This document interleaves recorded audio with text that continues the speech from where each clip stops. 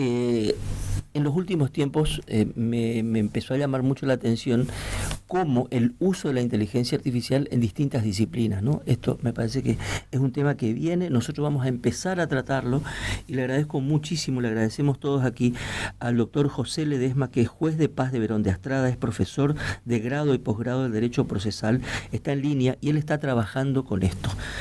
José, buen día. Carlos Lescano, Eduardo Ledesma, Belén da Costa, esto es la radio del Diario Litoral en Corrientes.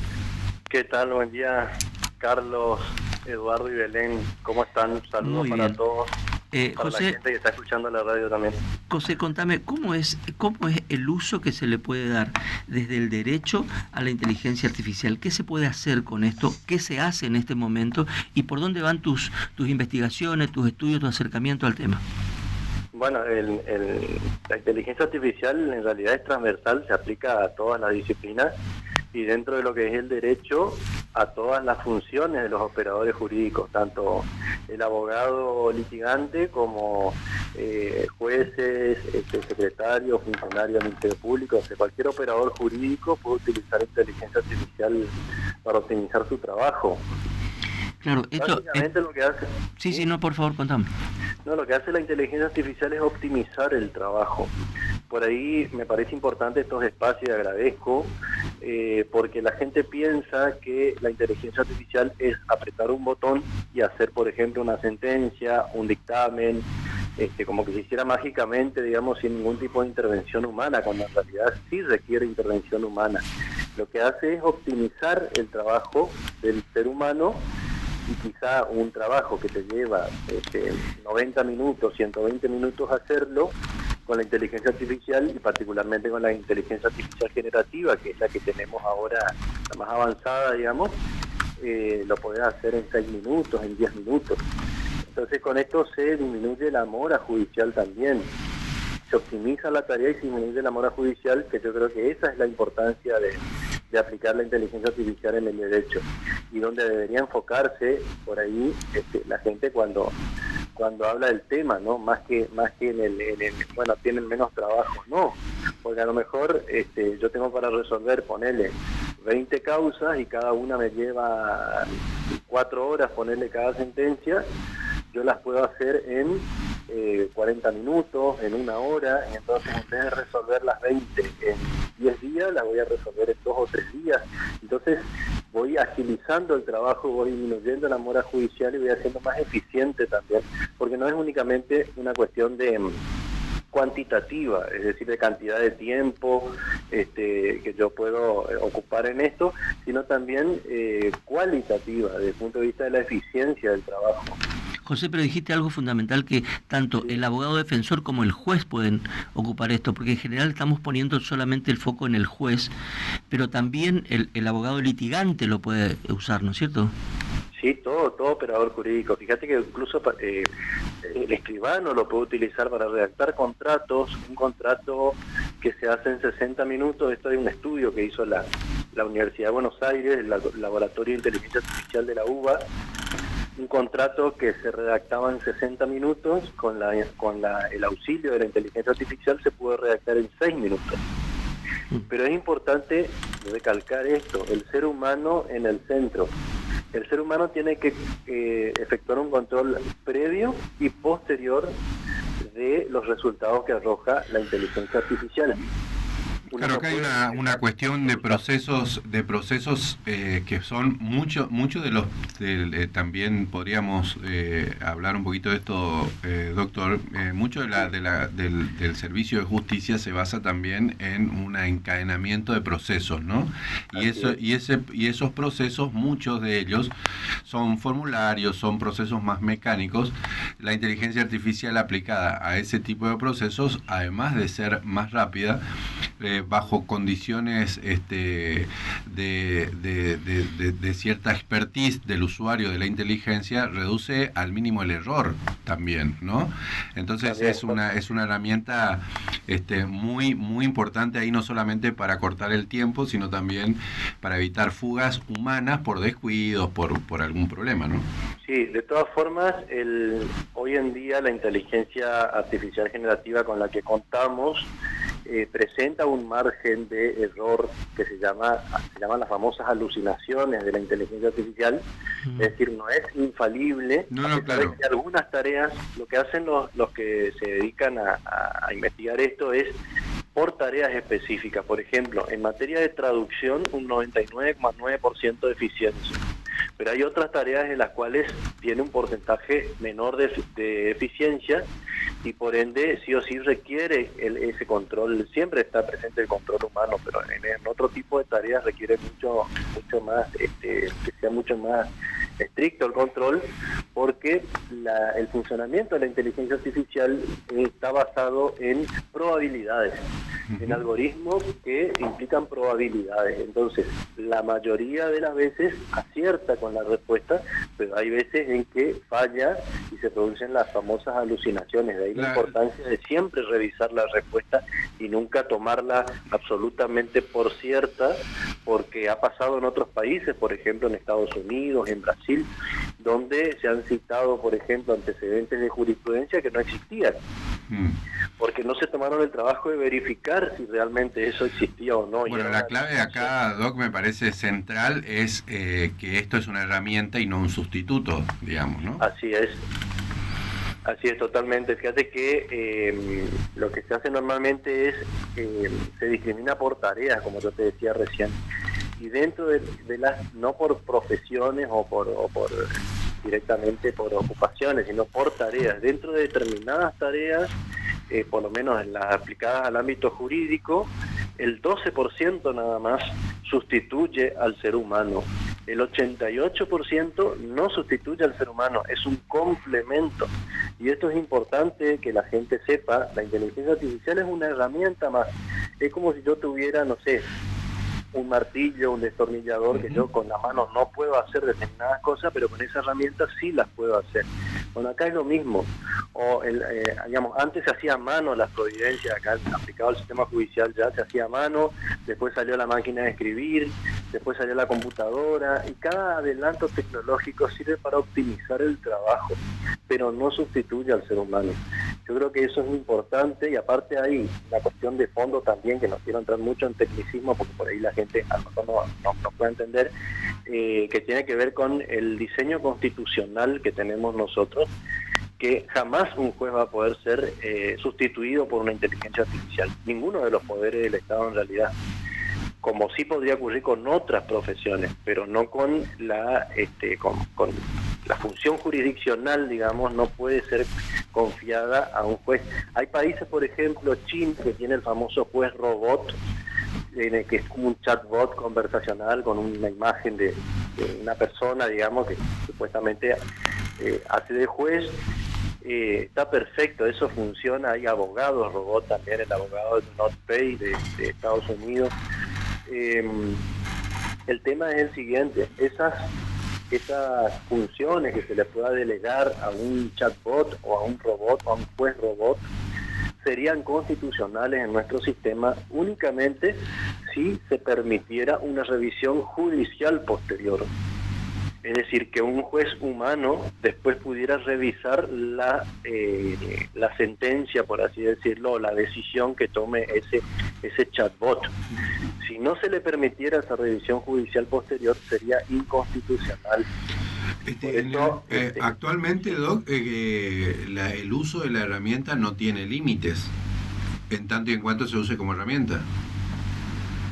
Sí, bueno, presenta las limitaciones propias de la operatoria de esta. No, está bien, pero me refiero a límites legales, digamos. Mientras se use como herramienta no hay limitación ahí. No, hay algunos países que están empezando a regular el uso de la inteligencia artificial, incluso a nivel de la Unión Europea también hay es muy reciente un reglamento del uso de la inteligencia artificial.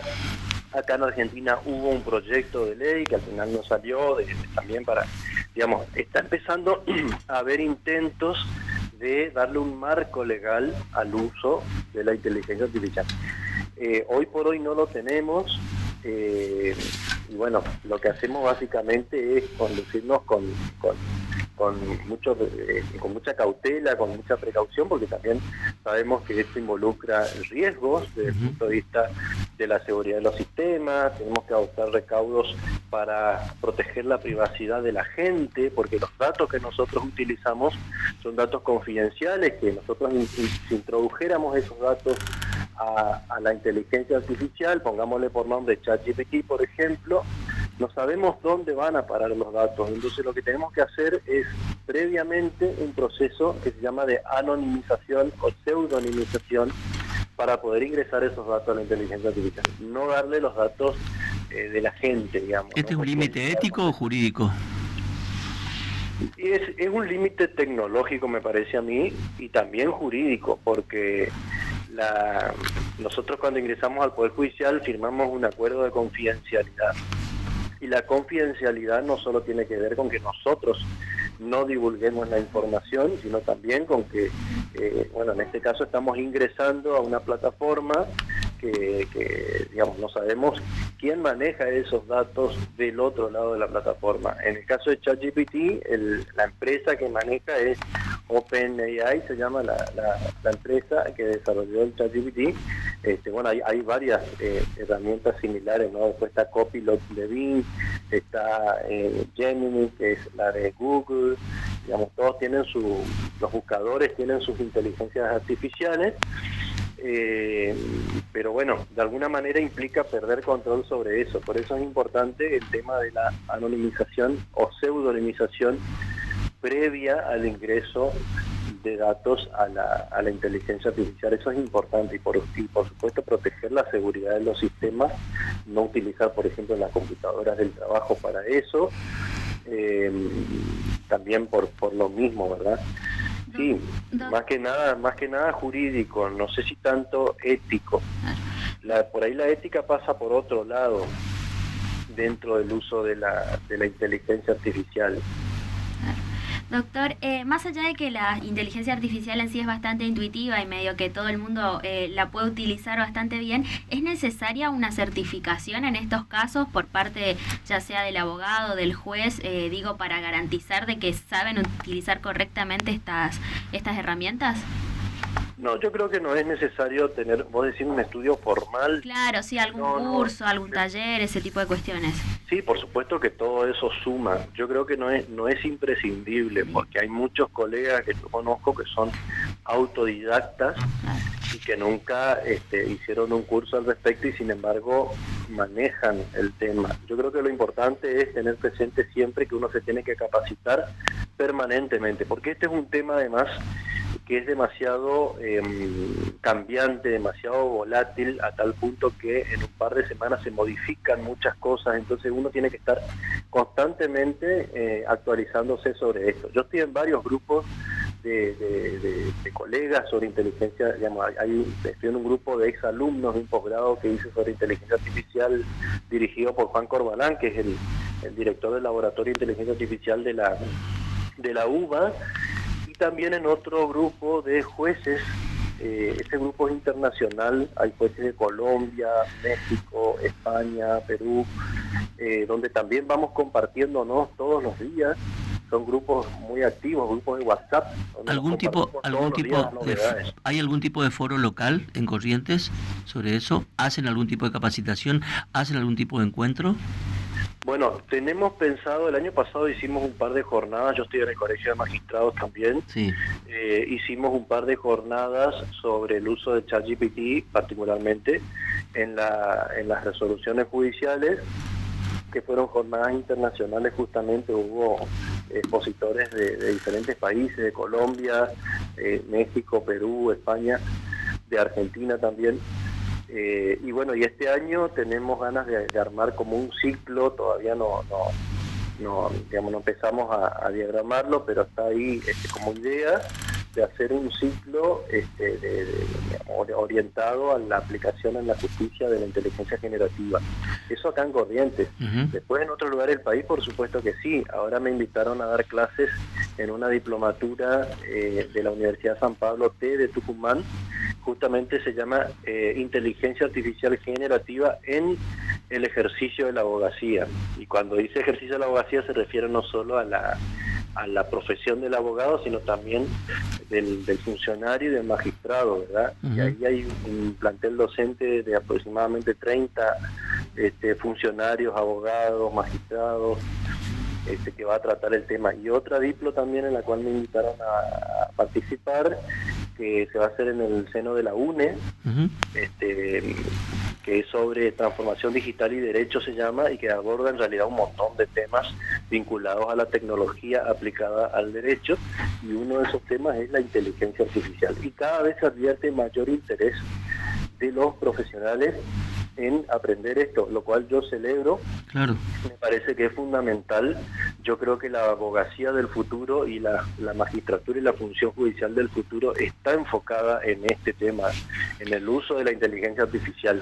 La forma artesanal, de a poco, yo creo que se va a ir, digamos, artesanal, hacerlo totalmente sin ningún tipo de auxilio de estas herramientas, ¿no? Sí, sí. Se va a ir de a poco desplazando por el uso de este tipo de herramientas, pero siempre con estos criterios: el criterio del control previo, el criterio del conocimiento de causa, del conocimiento del tema, porque de lo contrario, si no sabemos el tema, si no conocemos el caso, no vamos a poder controlar eficientemente, o sea, cumplir nuestra función, que es justamente controlar esto antes de firmar, ¿verdad? Doctor, la pregunta que le hago tiene que ver con el proceso, ¿no? ¿Cuándo usted cree que primero, es minoritario o es mayoritario en el concierto judicial de Corrientes gente que está trabajando o pensando en técnicas y en herramientas para eficientizar el servicio de justicia? Y en el caso de que la respuesta sea afirmativa, ¿en cuánto tiempo nosotros podemos ver resultados de calidad? Porque la justicia, como todos los rubros, digamos, de la vida pública y privada de Corrientes, lo cual también nos incluye a nosotros, al periodismo, con las críticas, recibe muchas críticas, no solamente por la lentitud, pero bueno, ese es un tema amplio. El asunto es, ¿son más, son menos, cada vez son más los que están trabajando en esto, y en cuánto se pueden ver algunos resultados? Sí, mira, no hay un programa oficial de aplicación de inteligencia artificial en nuestro Poder Judicial, sí en otros lugares, por ejemplo en el Reino Unido, donde el Poder Judicial no solo que autorizó expresamente, sino que también dispuso una serie de pautas en la utilización de inteligencia artificial en la justicia.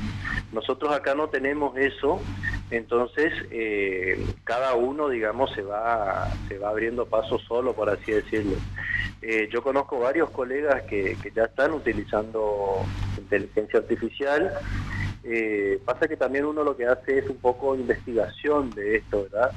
Yo, por ejemplo, por fuera de lo que es mi trabajo, hago investigaciones libres sobre la utilización en determinados contextos, por ejemplo, en materia de valoración probatoria, o sea, tareas puntuales, cuál es el desempeño que tiene la inteligencia artificial y si realmente sirve y si realmente nos ayuda o no, porque también es otra cosa. Hay algunas tareas, por eso sí es importante discriminar en tareas.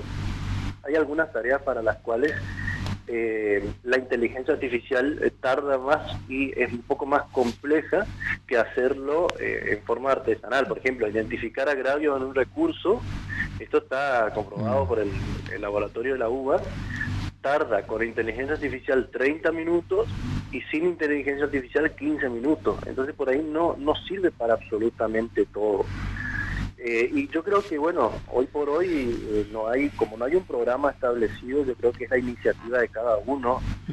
Cada vez se advierte más el interés de los colegas, por lo menos los colegas con los cuales yo hablo, de empezar a incursionar en esto, y eso está bueno, porque la gente ya utiliza, eso es lo que tiene la tecnología. Por ahí a veces tarda en llegar a nuestras oficinas, digamos, pero en realidad en el uso de la gente ya está. Y yo me doy cuenta, por ejemplo, en las clases, tanto de grado como de posgrado, me di cuenta que los estudiantes utilizan inteligencia artificial generativa. Entonces, bueno, yo tengo que por ahí idear otras formas de evaluar, que no sean, por ejemplo, hacer un ensayo o hacer algo, yo sé que lo pueden hacer tranquilamente con una inteligencia generativa, o sea, también cambiar un poco mi estrategia, pero de ninguna manera prohibirles, al contrario, enseñarles cuáles son los límites, cuáles son las potencialidades, los riesgos que conlleva. Me parece que por ahí pasa el tema desde el punto de vista docente. Y bueno, desde el punto de vista de la justicia, yo creo que es poco a poco, digamos, cada uno tiene que, mientras no haya algo instaurado, por así decirlo, a nivel general por parte del Poder Judicial, que hoy por hoy no lo tenemos, cada uno tiene que ir tomando conciencia de las ventajas y lo importante que es empezar a utilizar estas tecnologías. José, muchas gracias por estos minutos con nosotros, muy claro, y bueno, comenzó un mundo vinculado a la inteligencia artificial también en el derecho. Gracias. Muchas gracias a ustedes, que tengan buen día. El doctor José Ledesma es juez de paz de Verón de Astrada y hablamos un poco